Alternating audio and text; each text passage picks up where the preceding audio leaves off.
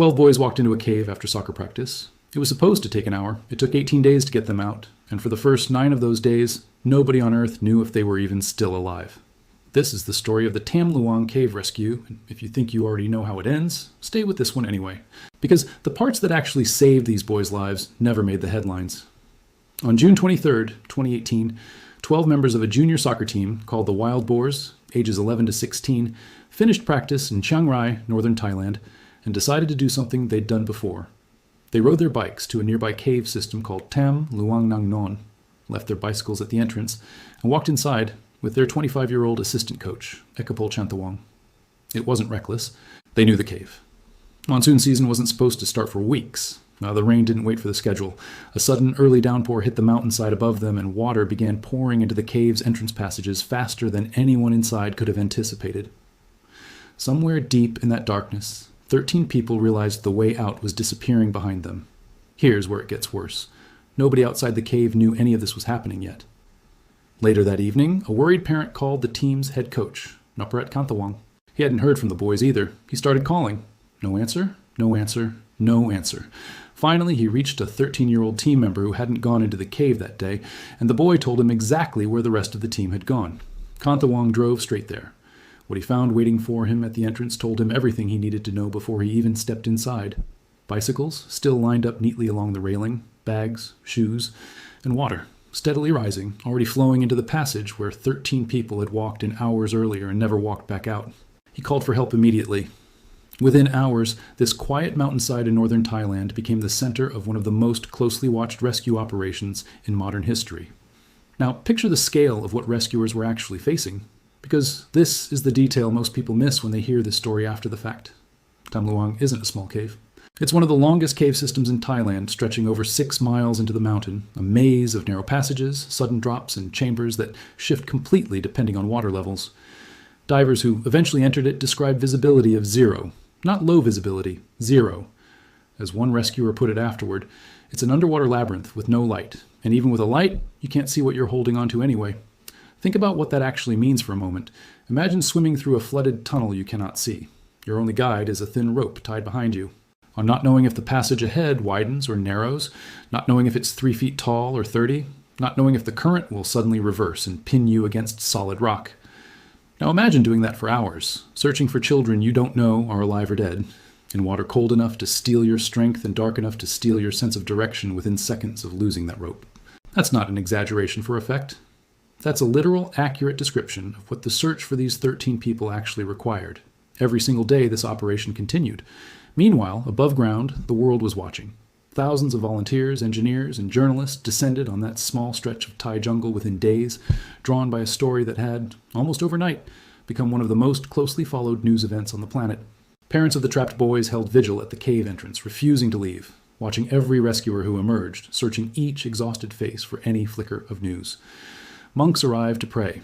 Volunteers redirected entire streams away from the cave's flooding entrance by hand, trying to buy the divers even a few more hours before the water rose again. It's easy, from a distance, and years later, to reduce a story like this to its ending. It's much harder to sit with what it actually felt like to be one of those parents, waiting at that entrance, not knowing, for 9 straight days, whether your child was alive. Above ground, an entirely separate battle was unfolding, one that rarely got the same attention as the divers themselves, but mattered just as much to whether this rescue would even remain possible. Engineers worked around the clock installing pumps to remove water from the flooded passages, an effort that required moving an almost unimaginable volume of water out of the mountain fast enough to keep pace with continued rainfall. Some of that pumped water had to go somewhere, and nearby farmers, without being asked twice, agreed to let their own rice fields be flooded instead, sacrificing an entire season's crop and the income that came with it, so that the water level inside the cave might drop just far enough to give the divers a better chance. Nobody forced that decision on them. They made it because 13 strangers were trapped underground, and their fields were a price worth paying for even a small improvement in the odds. The Royal Thai Navy SEALs arrived fast, some of the most capable divers in the country, and within the first day, they hit a wall nobody had prepared for. Standard military dive training doesn't prepare you for this. Cave diving in 0 visibility, through passages sometimes barely 3 feet wide, fighting a current that gets stronger every hour it rains, is an entirely different, far more specialized skill, one that almost nobody in the world actually has. The SEALs pushed as far as they physically could. It wasn't far enough. So Thai authorities did something that tells you exactly how desperate the situation already was. They put out a call to the entire world, asking for anyone with genuine technical cave diving experience to come to Chiang Rai immediately. 2 middle-aged British men answered that call. Rick Stanton and John Valanthan weren't professional rescuers. One was a retired firefighter. Cave diving was their hobby, the kind of extreme niche pursuit that sounds insane to most people, swimming through flooded pitch-black tunnels for fun. Except that specific, strange hobby had just made them 2 of the only people on the planet actually equipped to find these boys alive. They arrived. They geared up, and they went into the dark, not knowing what they'd find on the other side of it, or whether they'd find anything at all. Days passed. 1, 2, 3. Rainwater kept pouring in faster than pumps could remove it. Each day the divers pushed further, guided only by a line secured behind them, the only thread connecting them to the world outside. Each day they came back with nothing. By day 9, hope outside the cave was thinning. Inside, air quality in the deeper chambers had already dropped to levels that should worry any medical professional. Oxygen readings low enough to trigger confusion, headaches, and eventually something far more dangerous. And nobody outside knew whether the air the boys were breathing had already crossed that line. For 9 days, the boys and their coach had survived on almost nothing. No food beyond whatever scraps they'd had in their pockets when the water first rose behind them, small amounts of rainwater dripping from the cave ceiling for hydration. Complete darkness for all but a handful of minutes when someone risked a phone flashlight to check their surroundings, conserving what little battery they had left. Ekapol, the young assistant coach, had reportedly given most of his own food to the boys in the earliest days. And later taught them meditation techniques he'd learned during a period as a Buddhist monk, something rescuers later credited with helping keep the group calm enough physically and mentally to survive as long as they did without knowing if anyone was even still searching for them. Then on July the 2nd, Valanthan reached the end of his guideline in the murky water, surfaced in a small air pocket he hadn't explored yet, and saw something that made him stop breathing for a second himself. 13 figures huddled together on a muddy ledge above the flooded passage. Alive? How many of you? He asked. 13, one of the boys answered. Every single one of them. Alive? 9 days in complete darkness, and every one of them had made it. Somewhere above them, in a country that had spent more than a week fearing the worst, that single word, 13, was about to become one of the most celebrated numbers in the world. For a moment, that felt like the ending. It wasn't. Because now came the part nobody outside the cave had fully grappled with yet. These boys were alive, 2.5 miles inside a flooded mountain, past narrow underwater passages that had already taken world-class divers days just to navigate one way, and several of them didn't know how to swim at all. The original plan, according to officials on site, was to simply keep the boys supplied inside the cave for as long as it took, weeks if necessary, until monsoon season passed and the water eventually receded on its own. Some experts believed that could take months. Months. Trapped. In the dark. That plan collapsed almost immediately, for a reason nobody wanted to say out loud, but everyone eventually had to. Oxygen levels in the chamber where the boys were sheltering kept dropping. Waiting wasn't a safe option anymore. It had become its own kind of danger. So the rescue team had to consider something that, on paper, sounds almost impossible to justify. Here's the choice they were actually facing. Leave the boys inside, in an environment with worsening air quality, for an unknown number of additional weeks. Or extract them now, through miles of narrow, flooded, pitch-black cave, requiring each boy to swim through passages so tight that panic alone could kill them. Untrained children, panicking, underwater, in the dark. Several of the boys had never been in open water before this cave, let alone learn to swim. Panic, in that environment, isn't just an emotional problem, it's a fatal one. A single moment of thrashing in a 3-foot-wide underwater passage could dislodge a mask, tangle a line, or simply use up the oxygen a child needed to survive the remaining distance. Every rescue diver involved understood that plainly.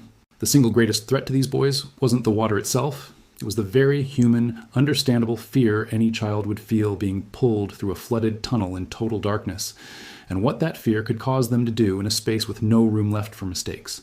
That's when Dr. Richard Harris, an Australian anesthesiologist and, by pure coincidence, also an experienced cave diver, was brought in. And the plan he and the dive team eventually agreed on was one that stayed secret from the public for a long time afterward, because of exactly how it sounds the first time you hear it. They were going to sedate the children.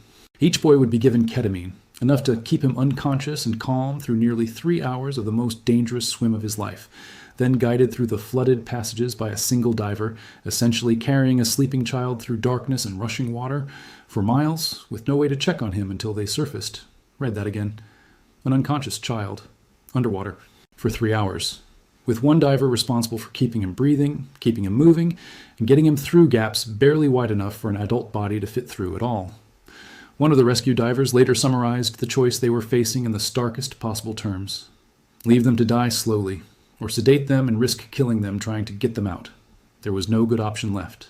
Only the least impossible one. On July 8th, they began. The first boy was sedated, fitted with a mask and wetsuit, and guided into the water by Stanton and Valanthan. Nobody outside that cave knew in real time whether this would work even once, let alone 12 more times after it. The diver responsible for each boy had to monitor a sedated, unresponsive child through a journey lasting close to 3 hours, checking his mask seal by feel alone in complete darkness, adjusting his body position through gaps barely wider than a human shoulder, watching for any sign that the sedation was wearing off too early in a place where panic could kill them both instantly. It worked. The boy was passed diver to diver through the flooded system, then handed off to a chain of nearly 200 rescuers who physically carried him, hand to hand, through the remaining dry sections of the cave toward the surface. Soldiers, volunteers, and medical staff formed a human relay stretching back through the mountain, each person responsible for one small stretch of the journey, passing an unconscious child forward through the dark toward daylight.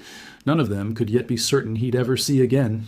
Then it happened again, and again.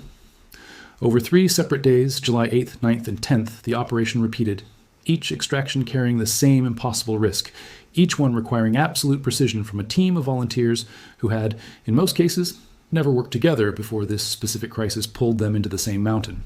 Officials made the decision to bring the boys out 4 at a time each day, partly for medical monitoring capacity, and partly, some rescuers later admitted, because the emotional weight of the operation was simply too heavy to sustain at a faster pace for the divers and for everyone waiting at the surface.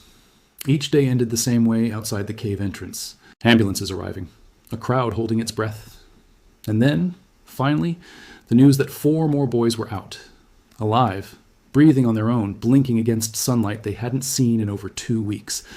And in the middle of that operation, the mission took the cost nobody wants to talk about, but that deserves to be remembered clearly. Saman, a former Thai Navy SEAL who had come out of retirement specifically to help with this rescue, ran out of oxygen while placing air tanks along the escape route for the boys who hadn't come out yet, and died in the cave he was trying to save them from. He never met the boys he died helping to rescue. He simply heard people needed help, and went in anyway. Kunan had left the Navy SEALs years earlier and was working a different job entirely when news of the trapped team reached him. He volunteered without hesitation, joining a mission that had nothing to do with any obligation he still owed anyone, purely because 13 strangers were in danger, and he had a skill that might help.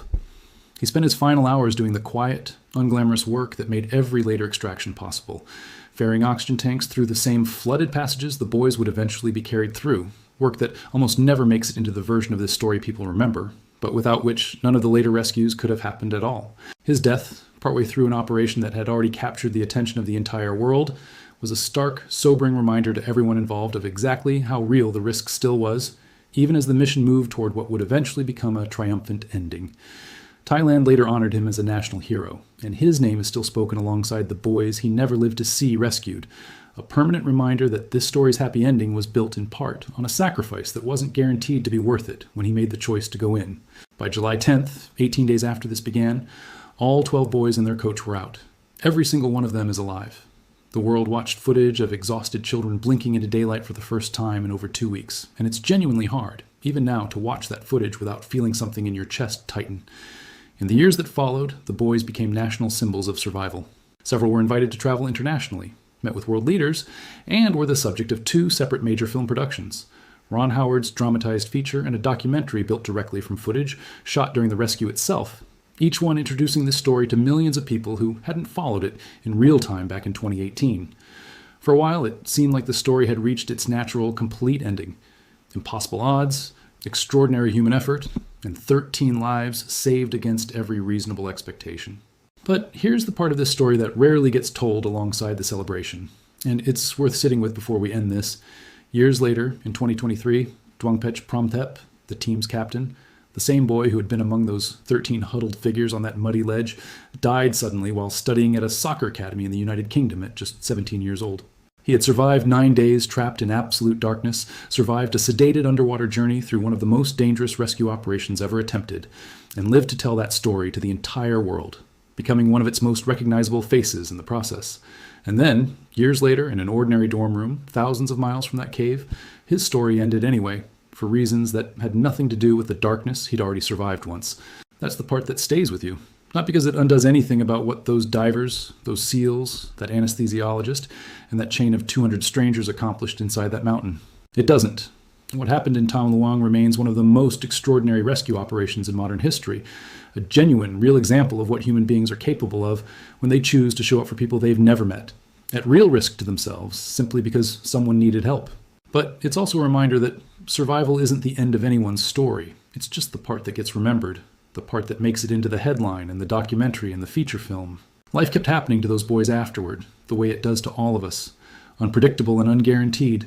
No matter how impossible the odds they'd already beaten once, surviving the very worst thing that can happen to you doesn't come with a guarantee about everything that comes after it, and there's something worth quietly honoring in that truth, alongside everything worth celebrating in how this specific story turned out the first time the world held its breath for these 13 names. Think about everyone this single rescue actually required. A worried coach who didn't stop calling until he got an answer. 2 hobbyist cave divers from Britain who happened to have exactly the strange, specific skill nobody else on the planet had in sufficient numbers. An anesthesiologist willing to attempt something that had never been tried at this scale before because the alternative was worse. Nearly 200 strangers forming a human chain through a mountain, passing sedated children hand to hand toward daylight.